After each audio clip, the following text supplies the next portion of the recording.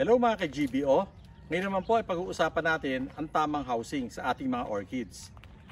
Ang importante po sa orchids ay yung net.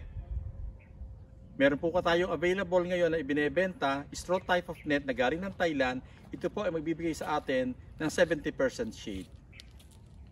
Yun po ay ipapatong natin sa ating mga structure. Kung mapapansin nyo po, ang dapat po nating structure ay hindi bababa sa 10 pie ang taas. Makita niyo po rito, tubo ang aming ginagamit para mas madali siyang gawin at mas malinis. Tapos po, tubo na rin ang aming ginagamit na sabitan ng aming mga vanda ng mga Cattleya. Ngayon po, gano'n po kataas ang maganda dun sa sabitan natin ng mga banda. Ganito po, kung mapapansin nyo, dapat po yung maaabot ninyo para hindi kayo mahirapang magsabit ng banda or mga Cattleya. At kung po ito nakasabit na, hindi po tayo mahihirapang maglinis ng tanggal ng mga ugat at ma-check natin kung ano man ang sait nito. At kung mababa po, kung medyo tama po yung height ng ating mga nakasabit, mas ma-appreciate po natin yung mga bulaklak. Ito po yung tinatawag nating straw type of net na galing pa ng Thailand. Ang lapad po nito ay 2 metro at mabibili nyo sa amin kung ilang metro man yung haba na iyong kailangan. Madali lang po itong i-ship sa pamamagitan ng LBC dahil magaan lang siya. 70% po ito.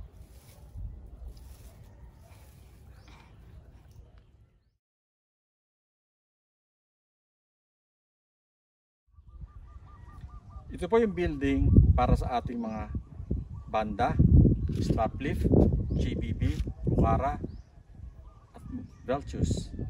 Pwede rin po itong gamitin sa Cattleya. Yan po. Ganun kataas ang net, mga 10 feet. Yung sabitan natin, yung madali natin maisabit, yung ating mga halaman. Kaya ito po, pwede po natin siyang taasan. Ganito po yung building niya. Ngayon po, pakita ko sa inyo yung building naman para sa mga nakapaso o mga nasa plastic pots.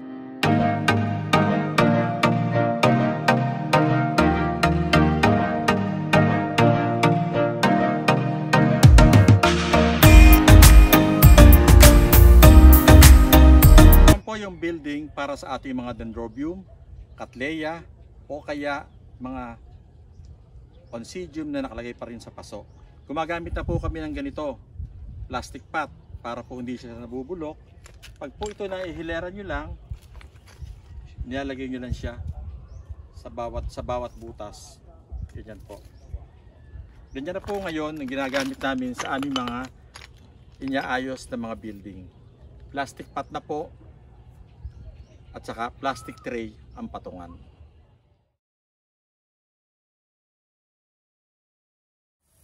Ganito po ngayon sa aming farm.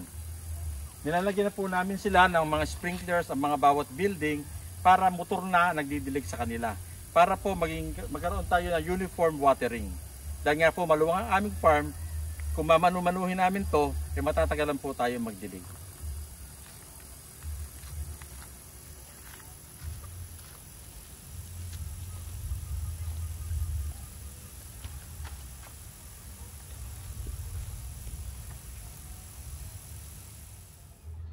Yan po ang munti naming maiambag tungkol sa housing at sa watering ng ating mga orchids.